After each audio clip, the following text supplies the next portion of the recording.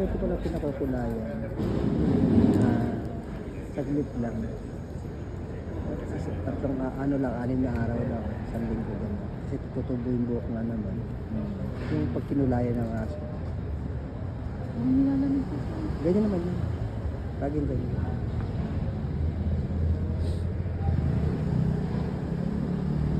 Gayo. Kitaan?